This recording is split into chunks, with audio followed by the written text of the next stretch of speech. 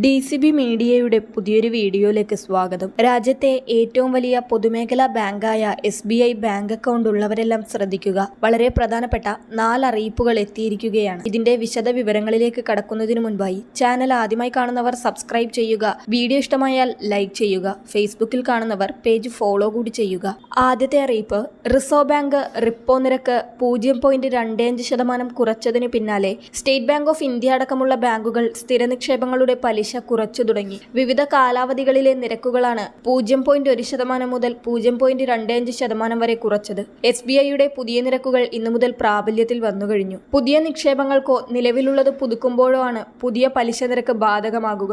കൂടുതൽ ബാങ്കുകൾ വരും ദിവസങ്ങളിൽ നിരക്ക് കുറച്ചേക്കുമെന്നാണ് അറിയിപ്പുകൾ. സ്റ്റേറ്റ് ബാങ്ക് ഓഫ് ഇന്ത്യയുടെ നിരക്കിലെ മാറ്റങ്ങൾ ഇങ്ങനെ.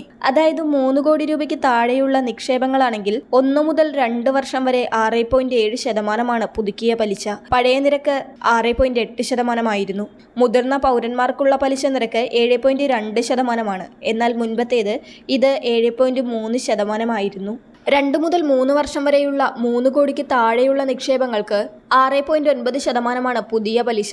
മുൻപ് ഇത് 7% മുതിർന്നവർക്ക് 7.4%. എന്നാൽ മുൻപ് ഇത് 7.5% ഇനി 3 കോടി രൂപയ്ക്ക് മുകളിലുള്ള നിക്ഷേപങ്ങൾക്ക് 180 ദിവസം മുതൽ 210 ദിവസം വരെ 6.4% നിലവിലെ പുതുക്കിയ പലിശ. ഇതിനു മുൻപ് ഇത് 6.6% മുതിർന്നവർക്കുള്ള നിക്ഷേപങ്ങൾക്ക് പുതുക്കിയ നിരക്ക് 6.9%. മുൻപ് ഇത് 7.1% 211 ദിവസം മുതൽ 1 വർഷം വരെ 6.5% നിലവിലെ പുതുക്കിയ പലിശ. മുൻപ് ഇത് 6.75% മുതിർന്നവർക്ക് ഇത് 7%. മുൻപ് ഇത് 7.25% 1 മുതൽ 2 വർഷം വരെയാണെങ്കിൽ 6.8% നിലവിലെ പലിശ. മുൻപ് ഇത് 7% മുതിർന്നവർക്ക് 7.3%. മുൻപ് ഇത് 7.5% ഇനി 2 മുതൽ 3 വർഷം വരെയുള്ള നിക്ഷേപങ്ങൾക്ക് 6.75% പുതുക്കിയ പലിശ. മുൻപ് ഇത് 7% മുതിർന്നവർക്കുള്ള നിക്ഷേപങ്ങൾക്ക് പുതുക്കിയ പലിശ 7.25%. മുൻപ് ഇത് 7.5% ഈ രീതിയിലാണ് പുതുക്കിയ പലിശ നിരക്കുകൾ. മറ്റ് കാലാവധികളിലെ പലിശ നിരക്കിൽ മാറ്റമില്ല. അടുത്ത അറിയിപ്പ്, സ്റ്റേറ്റ് ബാങ്ക് ഓഫ് ഇന്ത്യ വിവിധതരം അക്കൗണ്ടുകൾക്കായുള്ള ATM ഇടപാട് ചാർജുകളിലും സൗജന്യ ഉപയോഗ പരിധികളിലും പരിഷ്കരണം പ്രഖ്യാപിച്ചിരുന്നു. ഫീസ് സ്ലാബുകൾ ലളിതമാക്കുക, ഡിജിറ്റൽ ബാങ്കിംഗ് പ്രോത്സാഹിപ്പിക്കുക, മെട്രോ നോൺ മെട്രോ സ്ഥലങ്ങളിലുടനീളം ഉപയോഗ പരിധികൾ സ്റ്റാൻഡേർഡ് ചെയ്യുക എന്നിവയാണ് പുതുക്കിയ ഘടനയുടെ ലക്ഷ്യം. SBIയിലൂടെയും മറ്റ് ബാങ്ക് ATMകളിലൂടെയും നടത്തുന്ന സാമ്പത്തികേതര ഇടപാടുകളെ ഈ മാറ്റങ്ങൾ ബാധിക്കും. 2025 ഫെബ്രുവരി 1 മുതൽ സ്റ്റേറ്റ് ബാങ്ക് ഓഫ് ഇന്ത്യ വിവിധ ശരാശരി പ്രതിമാസ ബാലൻസ് ബ്രാക്കറ്റുകളിലുള്ള സേവിങ്സ് അക്കൗണ്ട് ഉടമകൾക്ക് ലഭ്യമായ സൗജന്യ ATM ഇടപാടുകളുടെ എണ്ണം പരിഷ്കരിച്ചിരുന്നു. പുതുക്കിയ നയം പ്രകാരം എല്ലാ ഉപഭോക്താക്കൾക്കും അവരുടെ ശരാശരി പ്രതിമാസ ബാലൻസ് അല്ലെങ്കിൽ സ്ഥലം പരിഗണിക്കാതെ SBI ATMകളിൽ 5 സൗജന്യ ഇടപാടുകൾക്കും മറ്റ് ബാങ്ക് ATMകളിൽ 10 സൗജന്യ ഇടപാടുകൾക്കും പ്രതിമാസം അർഹതയുണ്ട്. 25,000 രൂപയ്ക്കും 50,000 രൂപയ്ക്കും ഇടയിൽ ശരാശരി പ്രതിമാസ ബാലൻസ് നിലനിർത്തുന്ന ഉപഭോക്താക്കൾക്ക് മറ്റ് ബാങ്ക് ATMകളിൽ ഇപ്പോൾ പ്രതിമാസം 5 സൗജന്യ ഇടപാടുകളായി സ്റ്റാൻഡേർഡ് ചെയ്തിട്ടുണ്ട്.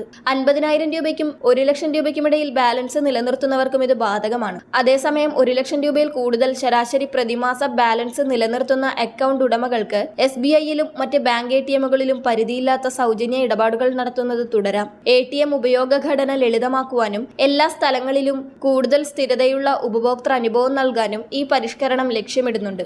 ATMകളിലെ സേവന നിരക്കുകൾ പ്രതിമാസം അനുവദിച്ചിട്ടുള്ള സൗജന്യ ATM ഇടപാടുകളുടെ എണ്ണം കവിയുന്ന സേവിങ്സ് അക്കൗണ്ട് ഉടമകൾക്കുള്ള നിരക്കുകൾ സ്റ്റേറ്റ് ബാങ്ക് ഓഫ് ഇന്ത്യ പരിഷ്കരിക്കും.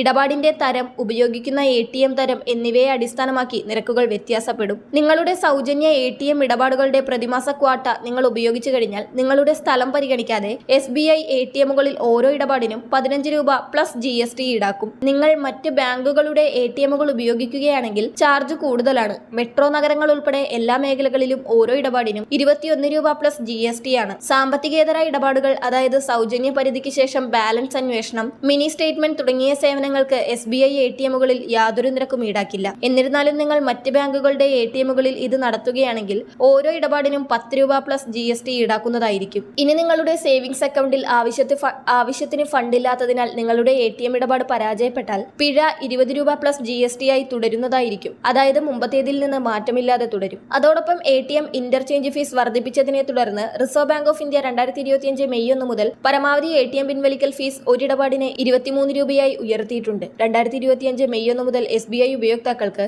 അവരുടെ സൗജന്യ പ്രതിമാസ പരിധി കവിഞ്ഞതിന് ശേഷം ഓരോ ഇടപാടിനും 23 രൂപ എന്ന ഉയർന്ന ATM പിൻവലിക്കൽ ഫീസ് നൽകേണ്ടി വരും. അടുത്തറിയിപ്പ് സ്റ്റേറ്റ് ബാങ്ക് ഓഫ് ഇന്ത്യയുടെ ഡിജിറ്റൽ ബാങ്കിംഗ് പ്ലാറ്റ്ഫോമായ യോനോയ്ക്ക് പുതിയ അപ്ഡേറ്റ് വന്നതോടെ പ്രതിസന്ധിയിലായിരിക്കുകയാണ് ഉപയോക്താക്കൾ. ഡിജിറ്റൽ ബാങ്കിംഗ് സംവിധാനങ്ങൾക്കായി SBI ഉപയോക്താക്കൾ കൂടുതലായും ആശ്രയിക്കുന്നത് ഈ ഓൺലൈൻ ആപ്ലിക്കേഷനാണ്. എന്നാൽ പുതിയ അപ്ഡേറ്റ് എത്തിയതോടെ ആപ്പിന് വലിയ മാറ്റങ്ങളാണ് സംഭവിച്ചിരിക്കുന്നത്.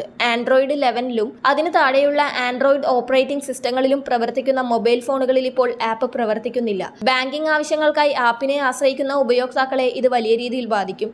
ഇതുമായി ബന്ധപ്പെട്ട നിർദ്ദേശം SBI കഴിഞ്ഞ മാസം പുറപ്പെടുവിച്ചിരുന്നു. ആൻഡ്രോയിഡ് 11ൽ താഴെയുള്ള പതിപ്പുകൾക്ക് പുതിയ ആൻഡ്രോയിഡ് സിസ്റ്റം നൽകുന്ന സുരക്ഷ നൽകാൻ കഴിയില്ലെന്ന ആശങ്കയുള്ളതിനാലാണ് നിർണായകമായ തീരുമാനം. കൂടാതെ മെച്ചപ്പെട്ട സുരക്ഷയും സുതാര്യമായ പ്രവർത്തനവും ആപ്പിന്റെ പ്രകടനവും മെച്ചപ്പെടുത്തുന്നത് കൂടി ലക്ഷ്യം വെച്ചാണ് യോനോ ആപ്പിന് പുതിയ അപ്ഡേറ്റ് കൊണ്ടുവരുന്നത്. പഴയ ആൻഡ്രോയിഡ് പതിപ്പുകളിൽ ആപ്പിന്റെ പ്രവർത്തനം നിർത്തലാക്കുന്നതിലൂടെ ഇന്നത്തെ സുരക്ഷാ ആവശ്യകതകളുമായി പൊരുത്തപ്പെടാവുന്ന ഒരു ഡിജിറ്റൽ പ്ലാറ്റ്ഫോം ഉപഭോക്താക്കൾ ഉപയോഗിക്കുന്നുണ്ടെന്ന് ഉറപ്പാക്കുവാനാണ് യോനോ ഉദ്ദേശിക്കുന്നത്. ആപ്പിന്റെ സേവനം തടസ്സമില്ലാതെ ലഭിക്കുന്നതിനായി പുതിയ ആൻഡ്രോയിഡ് സിസ്റ്റങ്ങളിൽ പ്രവർത്തിക്കുന്ന മൊബൈൽ ഉപകരണങ്ങളിലേക്ക് മാറണമെന്ന് ഉപഭോക്താക്കളോട് SBI ആവശ്യപ്പെട്ടിരുന്നു. ആൻഡ്രോയിഡ് 12 അല്ലെങ്കിൽ പുതിയ പതിപ്പുകളിലേക്ക് ഉപകരണങ്ങൾ അപ്ഗ്രേഡ് ചെയ്യുന്നതിന് ഫെബ്രുവരി 28 വരെ സമയപരിധി നൽകിക്കൊണ്ടായിരുന്നു SBI ഉപയോക്താക്കൾക്ക് അറിയിപ്പ് നൽകിയിരുന്നത്. എന്നാൽ പുതിയ മാറ്റത്തിനെതിരെ നിരവധി പേർ രംഗത്തെത്തിയിരുന്നു. പുതിയ മാറ്റം നിരവധി ഉപഭോക്താക്കളിൽ ആശങ്ക ഉയർത്തിയെങ്കിലും സുരക്ഷാ കാര്യങ്ങളിൽ മെച്ചപ്പെട്ട പ്രവർത്തനം കാഴ്ചവെക്കാൻ കഴിയുന്നതിനാൽ പുതിയ അപ്ഗ്രേഡ് അനിവാര്യമാണെന്നാണ് ചില ഉപഭോക്താക്കളുടെ അഭിപ്രായം. SBI അക്കൗണ്ട് ഉടമകളെല്ലാം ഈ അപ്ഡേറ്റുകൾ പ്രത്യേകം ശ്രദ്ധിക്കുക. വളരെ പ്രധാനപ്പെട്ട ഇൻഫർമേഷൻ